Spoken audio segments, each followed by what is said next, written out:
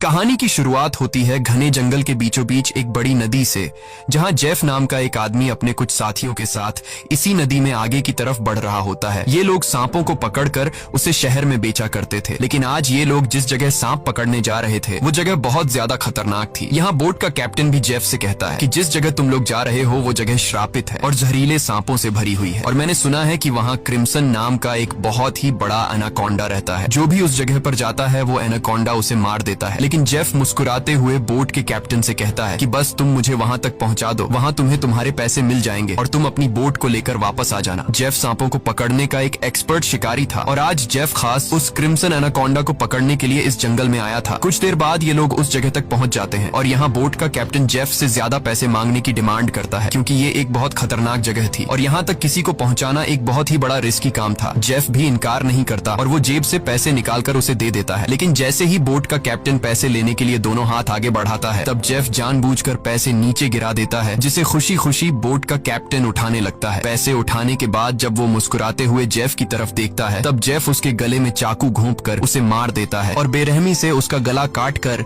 नदी के पानी में उसका सिर फेंक देता है। ये सब कुछ नदी के किनारे खड़े जेफ के साथी भी देख रहे थे। जेफ को ऐसा करते देखकर वो दोनों बहुत ज्यादा डर जाते हैं। इसके बाद जेफ अपने दो साथियों के पास आता है और उनसे कहता है कि अगर तुम दोनों ने भी मुझे धोखा देने की कोशिश की तो तुम्हारा भी यही हाल होगा। इसके बाद ये तीनों जंगल में आगे बढ़ते हुए एक जगह पर पहुंचते हैं, जहां उन्हें सांपों की एक बड़ी मूर्ति दिखाई देती है और ये देखते हुए जेफ कहता है तो आखिर क्रिम्सन एनाकोंडा की कहानी सच थी। दूसरी तरफ जेफ के साथियों को बहुत सारे सांप मिल जाते हैं, जिन्हें देखकर वो भी बहुत ज्यादा खुश हो जाते हैं। इसके बाद ये दोनों जल्दी से सभी सांपों को पकड़कर बैग में बंद करने लगते हैं, जबकि जेफ इन छोटे सांपों पर ध्यान नहीं देता और वो इस जंगल के सबसे बड़े सांप, जिसका नाम क्रिम्सन एनाकोंडा है, उसे ढूंढने लगता है। अब इन दो साथियों ने जो सांप कपड़ों के बैग में भर दिए थे, उन सांपों को अकेले एक साथी बोट तक लेकर आता है। वो देखता है कि जेफ ने जिस आदमी का गला काटकर पानी में फेंक दिया था, उसकी सर कटी लाश कुछ दूरी पर पानी में खड़ी है। ये देखकर उसे अपनी आंखों पर यकीन नहीं आया। तभी वो लाश अचानक पानी में डूब गई और तैरते हुए एक बड़ी सी चीज तेजी से उसकी तरफ बढ़ने लगी। वो आदमी डर के मारे तेजी से जंगल की तरफ भागने लगता है, लेकिन तभी बिजली की रफ्तार से एक बहुत ही बड़ा एनाकोंडा उसे जकड़ लेता है। वो एनाकोंडा उस आदमी की बॉडी पर लिपटकर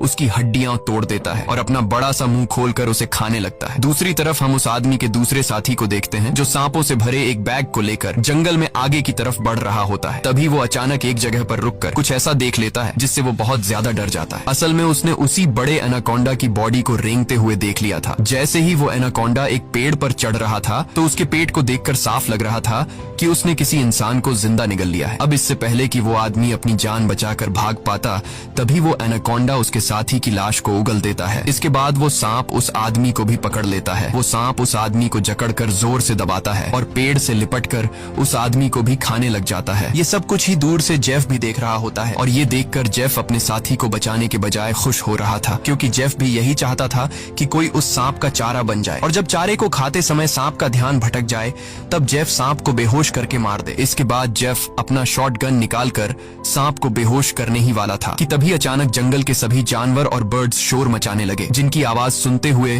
वो एनाकोंडा अपने शिकार को ऐसे ही छोड़कर चला जाता है। आखिर कुछ तो ऐसा था जिससे जंगल के सभी जानवर डर रहे थे। अब यहाँ सीन कट होता है और हमें एक सर्कस शो दिखाया जाता है। ये सर्कस अब बंद होने के कगार पर था। कोई भी इस सर्कस को देखने का इंटरेस्ट नहीं रखता था। यहाँ सर्कस के मालिक के पास बिली यांग नाम का एक लड़का आता है, जो सर्कस के मालिक को पैसों से भरा हुआ एक सूटकेस देकर सर्कस में काम करने वाले सभी लोगों को खरीद लेता है, क्योंकि उसने थाईलैंड जाकर एक नया सर्कस खोलने का प्लान बनाया हुआ था। सर्कस के लोग बिली यांग के पास इतने सारे पैसे देखकर परेशान हो जाते हैं, क्योंकि आज से कुछ साल पहले बिली यांग बहुत गरीब हुआ करता था। वो भी इन लोगों के साथ मिलकर सर्कस में काम किया करता था, लेकिन पता नहीं कि बिली यांग अब कौन सा ऐसा काम करने लगा जिससे वो रातों रात इतना अमीर हो गया। अगली सुबह बिली यांग बोट के जरिए सभी लोगों को थाईलैंड ले जाने का प्लान बनाता है। अब क्योंकि बिली यांग ने इन सभी लोगों को खरीद लिया था, इसलिए ये सभी उसकी बात मानकर बोट में बैठ जाते हैं और बोट का कैप्टन बोट को चलाने लगता है। रास्ते में बिली यांग बाथरूम में छिपकर किसी को कॉल करता है और कॉल पर वो सामने वाले से कहता है कि डिलीवरी तैयार है, जल्द ही मैं इन लोगों को लेकर तुम्हारे पास पहुंच जाऊंगा। बिली यांग की इन बातों से हमें पता चलता है कि वह बोट पर मौजूद लोगों के साथ कुछ गलत करने वाला है। कुछ दूर आगे जाने के बाद ये लोग देखते हैं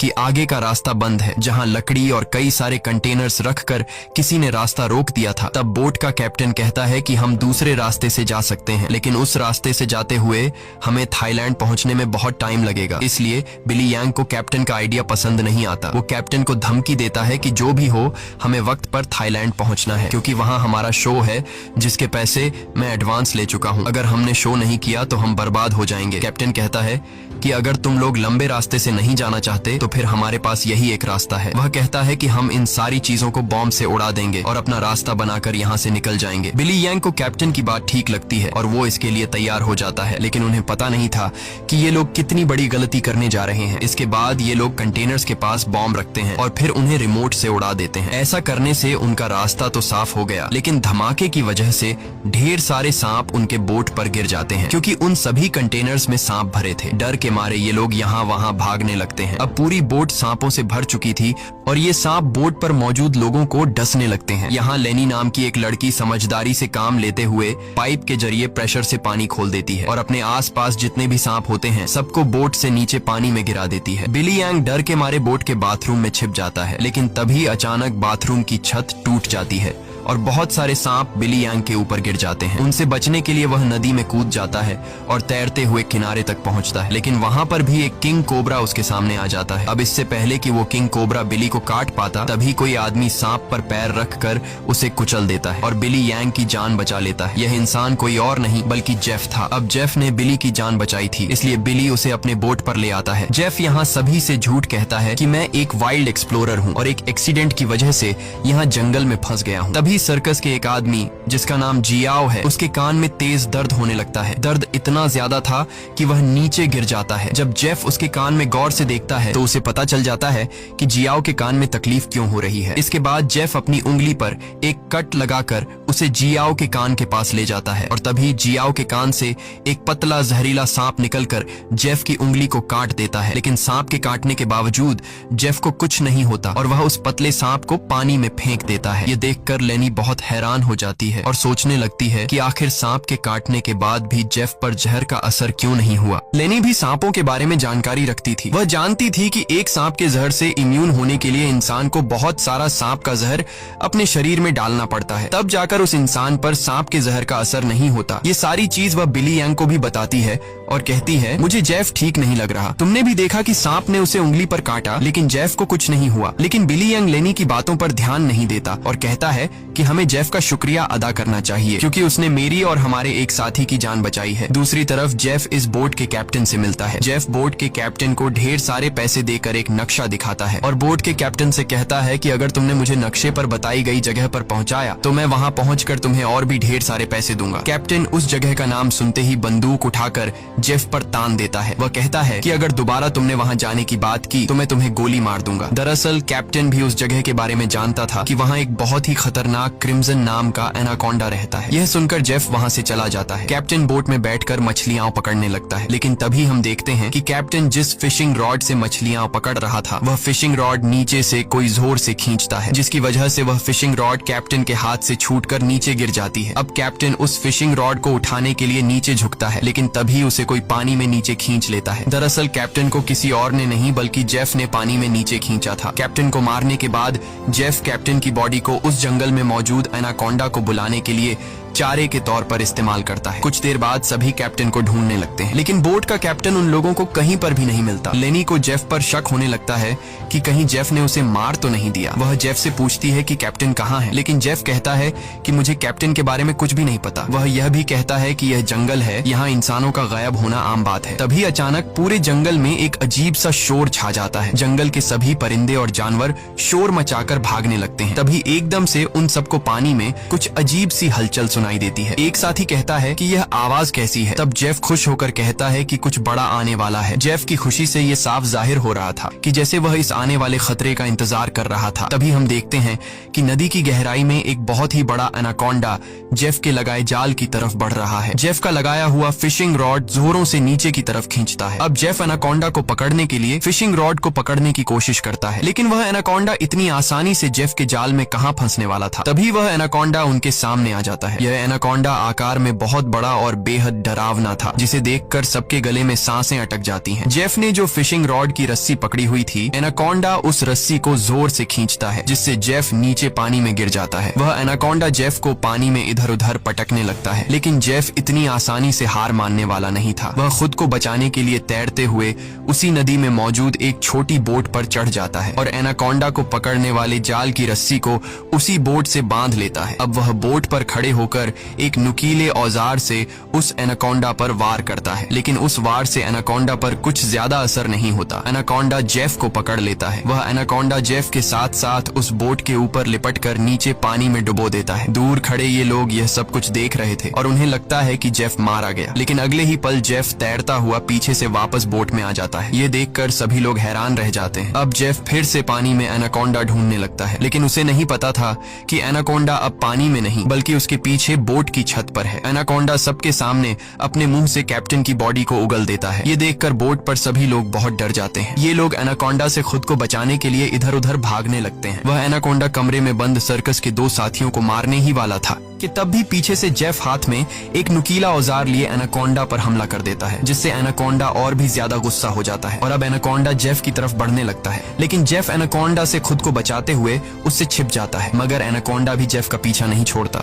वह जेफ को ढूंढने के लिए बोट के अंदर घुस जाता है, जहाँ बोट के अंदर सर्कस के बाकी लोग भी छिपे हुए थे। लकीली एनाकोंडा बिली और डायना को देख नहीं पाता। वह उनके ऊपर से रेंगते हुए खिड़की से होकर बोट से बाहर निकल जाता है। ये सभी लोग बोट के कोने कोने में छिपे हुए थे। एनाकोंडा इन लोगों को ढूंढते हुए जब बाथरूम की तरफ जाता है तो वह एक बच्चे और जियाओ को देखता है। एनाकोंडा तुरंत उन दोनों पर हमला कर देता है, लेकिन यह दोनों खुद को बचाते हुए वहां से निकल जाते हैं। अब उनके पास लेनी भी पहुंच जाती है। जैसे ही एनाकोंडा लेनी पर हमला करता है, तब जियाओ समझदारी से काम लेते हुए एनाकोंडा के सिर के आगे एक मटका लाता है, जिससे एनाकोंडा का सिर मटके के अंदर फंस जाता है। मटके से अपना सिर निकालने के लिए एनाकोंडा तड़पने लगता है और इसी हलचल में यहाँ पर केरोसिन ऑयल का गैलन गिर जाता है। एनाकोंडा अपने सिर से मटके को निकालने के लिए पूरी तरह से बेकाबू हो जाता है। वह यहाँ वहाँ खुद को मारता है और आखिर में वह अपने सिर को बोट से पटक कर मटके को तोड़ देता है, जिससे उसका सिर आजाद हो जाता है। लेकिन आजाद होते ही पीछे से जेफ एनाकोंडा के गले में रस्सी का फंदा डाल देता है। इससे पहले कि जेफ उस एनाकोंडा को पकड़ पाता, तभी नीचे केरोसिन ऑयल गिरने की वजह से बोट में आग लग जाती है और आग धीरे धीरे बढ़ते हुए बोट में रखे बमों तक पहुंच जाती है, जिससे बोट में ब्लास्ट होने लगते हैं। तभी बोट में एक बहुत ही बड़ा ब्लास्ट होता है। अब बोट पर मौजूद सभी लोग खुद को बचाने के लिए पानी में कूद जाते हैं, लेकिन जेफ ने एनाकोंडा के गले में रस्सी बांधी थी, जिस वजह से वो भाग नहीं पाता और आग में जलकर मर जाता है। ये लोग जैसे तैसे तैरते हुए नदी के किनारे तक पहुंच जाते हैं। जहाज को जलता देखकर बिली यांग रोने लगता है। वह इस वजह से रोता है कि ये लोग अब समय पर थाईलैंड नहीं पहुंच पाएंगे। सर्कस के बाकी लोग बहुत ज्यादा डरे हुए थे, क्योंकि ये सभी जंगल के बीचों बीच थे और अब उनके पास वापस जाने के लिए बोट भी नहीं था। लेनी समझ चुकी थी कि इन सब का जिम्मेदार जेफ है। उसने इनके जहाज को एक जाल के तौर पर इस्तेमाल किया। वह जेफ से कहती है, अगर तुमने ऐसा न किया होता तो यह इतना बड़ा खतरा हम पर न आता। जेफ जवाब में कहता है कि तुम लोग जानते भी हो कि इस एक एनाकोंडा की कीमत कितनी है। अगर तुम लोगों ने इसे पकड़ने में मेरा साथ दिया होता तो आज हम सब करोड़पति होते। पैसों का नाम सुनते ही बिली यांग की आंखें चमक उठती हैं। वह थाईलैंड जाने का प्लान कैंसिल कर देता है और दौड़कर जेफ के पास आता है और कहता है, मैं तुम्हारे साथ हूँ। बताओ इस एनाकोंडा को पकड़ने के लिए हम क्या कर सकते हैं और हमें पैसे कैसे मिलेंगे। उसके बाद जेफ एक मैप निकालता है और उन्हें दिखाते हुए कहता है, अगर तुम लोग मेरी मदद करोगे तो इस मैप के जरिए मैं तुम्हें 1-2 दिन के अंदर थाईलैंड पहुंचा दूंगा। अब यहाँ बिली यांग और टीम के बाकी लोग जेफ के बोट तक जाने के लिए मान जाते हैं, लेकिन लेनी को जेफ पर बिल्कुल भी भरोसा नहीं था, इसलिए वह वहां जाने से इनकार कर देती है। तभी सर्कस टीम की एक लड़की की तबीयत अचानक खराब होने लगती है। जब बिली यांग उसके कंधे को देखता है तो उन्हें पता चलता है कि उस लड़की को एक बहुत ही खतरनाक मकड़ी ने काटा है, जिसके जहर से वो मर भी सकती थी। ये देखकर जेफ वहां पर मौजूद सभी लोगों से कहता है, मेरे पास एक ऐसी दवाई है जिससे उस लड़की का इलाज हो सकता है, लेकिन वह दवाई मेरे बोट में रखी गई है। अगर तुम इसका इलाज करना चाहते हो तो तुम्हें मुझे मेरी बोट तक पहुंचाना होगा। अब न चाहते हुए भी लेनी जेफ के साथ चलने को तैयार हो जाती है। कई घंटों के सफर के बाद जब एक साथी नदी का पानी पीने लगता है, तब जेफ उसे रोक देता है और जेफ सभी से कहता है, यहाँ का पानी कभी भी मत पियो। यहाँ के पानी में ऐसे कीड़े हैं जो पानी पीते समय इंसान के अंदर चले जाते हैं। इसके बाद वो कीड़े उस इंसान के अंदर ऐसी प्यास लगाते हैं कि वो पानी पीते पीते खुद को नदी में डुबाकर मार देता है। रास्ते में इन लोगों को भूख लग जाती है। तब जेफ पास के पत्थरों से एक सांप पकड़ता है और फिर ये लोग सांप का जहर निकालकर उसे पकाते हैं और उसे खाकर गुजारा करते हैं। इसके बाद ये लोग फिर से अपना सफर जारी रखते हैं। कुछ देर बाद रात हो जाती है। रात को ये लोग पहाड़ के एक सुरंग में रुकते हैं जहाँ ये लोग आग जलाते हैं और जेफ साइड पर बैठा अपनी मैप पर बने हुए एनाकोंडा को देख रहा था। जेफ उस समय के बारे में सोचता है जब वो एनाकोंडा उसके सामने आया था। वो एनाकोंडा जेफ को मारने ही वाला था, लेकिन जेफ समझदारी से काम लेते हुए एक लकड़ी की बॉक्स में खुद को छुपा देता है। वो बॉक्स एक ढलान में रखी हुई थी, इसलिए जेफ बॉक्स को धक्का देकर रगड़ते हुए नीचे नदी तक पहुंच जाता है। अब जेफ इस बॉक्स से खुद को निकालने की कोशिश तो करता है, लेकिन बदकिस्मती से जेफ उस बॉक्स में हमेशा के लिए बंद हो गया और काफी समय तक जेफ उसी बॉक्स में फंसा रहा। इसके बाद ये लोग आते हैं। इन लोगों ने रास्ता खोलने के लिए डायनामाइट लगाकर कंटेनर तोड़ दिए, जिसमें से जेफ बाहर निकल गया और उनके साथ मिल गया। सीन फिर से प्रेजेंट में आता है जहाँ जेफ इस मैप को देख रहा था। तभी बिली यांग उसके पास आता है और कहता है, तुम उसी एनाकोंडा को पकड़ना चाहते हो ना? जेफ कहता है, हाँ, ये एक बहुत ही बड़ा एनाकोंडा है, एक ऐसा एनाकोंडा जो इस पूरे जंगल का राजा है। यहाँ के सभी जानवर इस एनाकोंडा से डरते हैं। इसने दुनिया के बड़े बड़े शिकार किए हैं, यहाँ तक कि इसने अपने ही जैसे बड़े बड़े एनाकोंडा को मार गिराया, और अगर हम उसे पकड़ने में कामयाब हुए तो हम रातों रात मिलियनेयर बन जाएंगे। पैसों का सुनते ही बिली यंग कहता है, मैं आपके साथ उस एनाकोंडा को पकड़ने के लिए तैयार हूँ। अब काफी रात हो जाती है और ये सभी लोग सो जाते हैं। तभी सर्कस के एक साथी की किसी अजीब सी आवाज से आंख खुलती है। वो देखता है कि उसका भाई यहाँ नहीं है। अपने भाई को ढूंढते हुए वो उस सुरंग से बाहर आया और उसे ढूंढते हुए नदी के पास जाता है, जहाँ वो देखता है कि उसका भाई अपने आप को नदी के पानी में डुबाने की कोशिश कर रहा है। ये आदमी उसे ऐसा करने से रोकता है, पर उसका भाई इसकी कोई बात नहीं सुनता। और तब वो देखता है कि उसके भाई की नाक से कुछ अजीब से कीड़े निकल रहे हैं, जिसे देखकर वो समझ जाता है कि इसने इस नदी का पानी पी लिया है। जो कि जेफ ने बताया भी था कि इस नदी का पानी पीने के बाद उस पानी के अंदर मौजूद कीड़े उस इंसान को इतनी प्यास लगा देते हैं कि वो इंसान खुद को उस पानी के अंदर डुबाने पर मजबूर हो जाता है। और ठीक ऐसा ही होता है। अपने भाई को मरा हुआ देखकर ये आदमी बहुत ज्यादा रोता है और वापस सुरंग में आ जाता है। अगली सुबह ये लोग दोबारा अपने सफर पर निकल जाते हैं। कई घंटों का सफर तय करने के बाद ये लोग एक नदी के पास पहुंच जाते हैं और अब इन लोगों को अपनी मंजिल तक पहुंचने के लिए उस नदी में से होते हुए पैदल जाना पड़ेगा। अब ये लोग पहले तो उस नदी में उतरने से काफी ज्यादा डर रहे थे, लेकिन कोई दूसरा रास्ता न होने की वजह से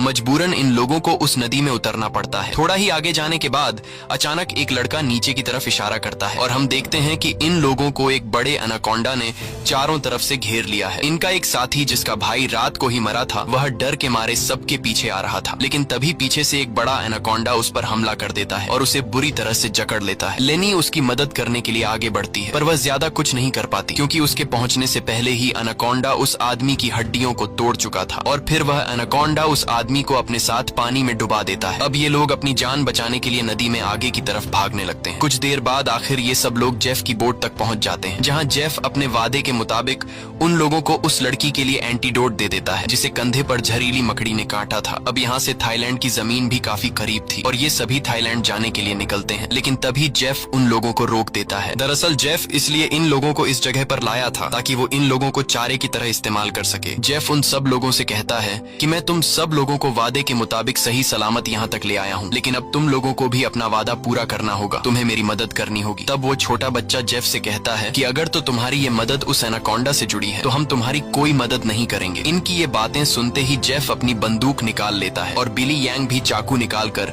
उसका साथ देने लगता है। बिली यांग सभी से कहता है कि जेफ जो भी कह रहा है तुम्हें उसकी बात माननी चाहिए। यहाँ लेनी कहती है कि तुम लोग पागल तो नहीं हो गए हो, उस एनाकोंडा को पकड़ना बहुत मुश्किल है, क्यों तुम लोग अपनी जान से हाथ धोना चाहते हो? जेफ कहता है, हाँ तुम ठीक कह रही हो, उस एनाकोंडा को पकड़ना मुश्किल तो है पर नामुमकिन नहीं, क्योंकि उस एनाकोंडा को खाते हुए जब उसका ध्यान भटक जाए तब उसे पकड़ा जा सकता है। उसके बाद बिली यांग और जेफ सर्कस टीम के 2 लोगों को रस्सी से बांधकर सांप का चारा बनाते हैं। वह बच्चा बिली यांग से कहता है, तुम ऐसा क्यों कर रहे हो? सोचो अगर हम लोग मर गए तो तुम्हारी सर्कस में कौन परफॉर्म करेगा? ये सुनकर बिली यांग जोर जोर से हंसने लगता है और उस बच्चे से कहता है कि क्या तुम लोगों ने कभी सोचा नहीं कि मैं इतनी जल्दी कुछ ही सालों में इतना अमीर कैसे हुआ? अरे पागलो, मैं तुम लोगों को थाईलैंड में सर्कस के लिए थोड़ी लेके जा रहा था। मैं तो तुम्हारी बॉडी के ऑर्गन्स को बेचकर बहुत सारा पैसा कमाने वाला था और यही मेरा बिजनेस है, लेकिन अब देखो मैंने अपना प्लान चेंज कर दिया। अब मैं जेफ के साथ मिल गया हूँ क्योंकि मैं जानता हूँ कि तुम्हारे बॉडी पार्ट्स से भी ज्यादा पैसे मुझे ये एनाकोंडा दे सकता है।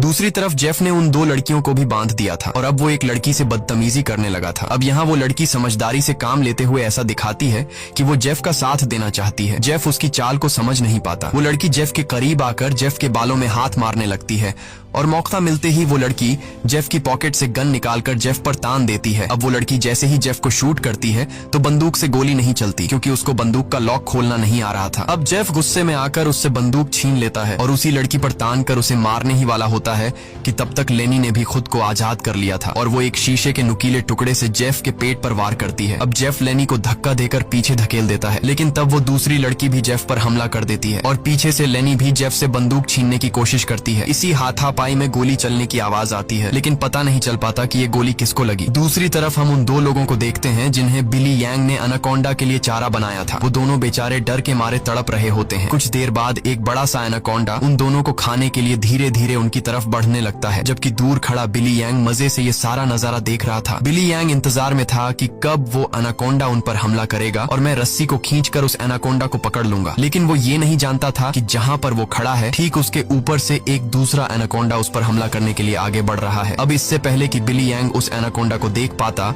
वो एनाकोंडा उसके काफी करीब पहुंच जाता है और वो एनाकोंडा बिली यांग पर हमला करके उसे अपने साथ उठाकर ले जाता है। और तब बिली यांग के हाथ से रस्सी छूट जाती है, जिससे एनाकोंडा का चारा बने हुए दो लोगों को जाल कवर कर लेता है, जिससे उनकी जान बच जाती है। दूसरी तरफ जेफ उस लड़की को मारने की कोशिश करता है, लेकिन लेनी पीछे से आकर जेफ को एक बड़ी लकड़ी से सिर पर मारकर बेहोश कर देती है। जेफ के बेहोश होते ही ये दोनों भागते हुए अपने दो साथियों के पास पहुंच जाती हैं और उन्हें जाल से आजाद कर लेती हैं। लेकिन बदकिस्मती से जेफ को होश आ गया था और वो उनकी तरफ बढ़ने लगा, लेकिन तभी एक बड़ा सा एनाकोंडा आकर जेफ को ले जाता है। ये लोग अब जल्दी से यहाँ से निकलने की तैयारी करते हैं, लेकिन उनकी एक साथी चलने के लायक नहीं थी, क्योंकि जेफ और उन लड़कियों के बीच हाथापाई के दौरान जो गोली चली थी वो गोली उस लड़की को लगी थी। कुछ देर बाद वो लड़की उनकी नजरों के सामने दम तोड़ देती है। अब बचे हुए तीन लोग अपनी जान बचाने के लिए जेफ की बोट में बैठकर नदी से होते हुए यहाँ से निकलने लगते हैं, लेकिन तभी पीछे से जियाओ को कोई चीज लगती है। जब वो कंधे से उस चीज को उतार कर देखता है तो उसे पता चलता है कि ये एक बेहोशी वाला इंजेक्शन है। कुछ ही सेकंड बाद जियाओ बेहोश हो जाता है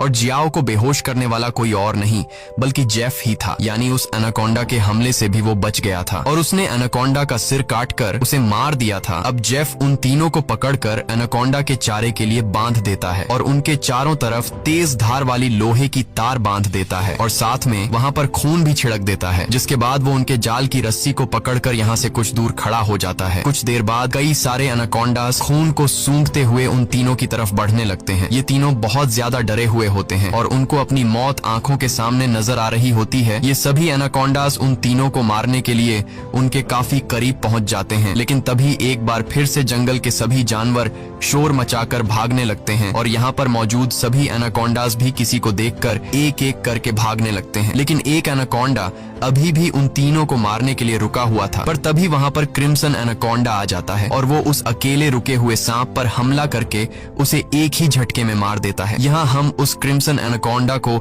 अच्छी तरह से देख पाते हैं, जो साइज में बहुत ही ज्यादा बड़ा और खतरनाक था, जिसे देखकर ये तीनों बहुत ज्यादा डर जाते हैं। लेकिन दूर खड़ा जेफ क्रिम्सन एनाकोंडा को देखकर बहुत खुश होता है। वो एनाकोंडा उन तीनों से लिपटकर अपना बड़ा सा मुंह खोलकर उन तीनों को खाने ही वाला था कि तभी जेफ जाल की रस्सी छोड़ देता है, जिसमें वो एनाकोंडा फंस जाता है। ये एनाकोंडा अपने आप को छुड़ाने के लिए तड़पने लगता है। वो काफी जोर लगाकर खुद को आजाद करने की कोशिश करता है, लेकिन जब वो आजाद नहीं हो पाता तब वो अपने तेज नुकीले दांतों से जाल की रस्सी काटकर खुद को आजाद कर लेता है। लेकिन अभी भी जाल की रस्सी उसके बॉडी में फंसी हुई थी, इसलिए जेफ रस्सी को मजबूती से पकड़कर उसे पकड़ने की कोशिश करता है, पर जेफ एनाकोंडा की ताकत का मुकाबला कहाँ कर सकता था। जेफ उसे पकड़ने की कोशिश में दो पेड़ों के बीच फंस जाता है और अब वो उन पेड़ों से बाहर निकल नहीं पाता और मौके का फायदा उठाते हुए वो क्रिम्सन एनाकोंडा जेफ की तरफ बढ़ने लगता है और जेफ को पकड़कर बुरी तरह से जकड़ने लगता है। ये तीन लोग भी अपनी आंखों से ये सारा नजारा देख रहे थे और डर के मारे जल्दी से खुद को छुड़ाने की कोशिश करते हैं, क्योंकि उन्हें पता था कि जेफ के बाद उनकी बारी है। ये लोग खुद को छुड़ाने का हर मुमकिन तरीका अपनाते हैं, लेकिन ये लोग उस जाल से निकल नहीं पाते। तभी वो छोटा लड़का अपने आप को बचाने के लिए अपने दांतों से जाल की रस्सी काटने में लग जाता है और काफी कोशिश के बाद वो रस्सी का कुछ हिस्सा काट लेता है। अब थोड़ी ही रस्सी बची थी, इसलिए वो अपने दांतों की पूरी ताकत लगाकर रस्सी को काटने लगता है, जिससे उसके दांतों से खून आने लगता है। यहाँ क्रिम्सन एनाकोंडा जेफ को बुरी तरह से जकड़ लेता है और वो जेफ को दबाकर उसकी हड्डियां तोड़ने लगता है। लगता है, जिसके बाद वो क्रिम्सन एनाकोंडा जेफ को भी जिंदा निगल लेता है। दूसरी तरफ वो बच्चा अपने दांतों से रस्सी तोड़ने में कामयाब हो जाता है और वो उन दोनों को भी आजाद कर लेता है और ये लोग नदी की तरफ भागने लगते हैं। लेकिन जेफ को मारने के बाद अब वो क्रिम्सन एनाकोंडा उनके पीछे पड़ जाता है। ये दोनों एक पेड़ के पीछे छिप जाते हैं, जबकि वो बच्चा एक लकड़ी के बॉक्स के अंदर खुद को छिपा लेता है। पर एनाकोंडा उसे देख लेता है और अब वो एनाकोंडा धीरे धीरे उस बच्चे की तरफ बढ़ने लगता है। बच्चा पूरा जोर लगाकर उस कंटेनर से बाहर निकलने की कोशिश करता है, लेकिन उस कंटेनर के दूसरी तरफ का दरवाजा बंद था। वो बच्चा चिल्लाकर उन दोनों से मदद के लिए पुकारता है और वो एनाकोंडा भी अब बच्चे के काफी करीब आ चुका था। अब इससे पहले कि एनाकोंडा उस बच्चे को मार पाता, तभी बाहर से जियाओ कंटेनर का दरवाजा तोड़कर उस बच्चे को बचा लेता है।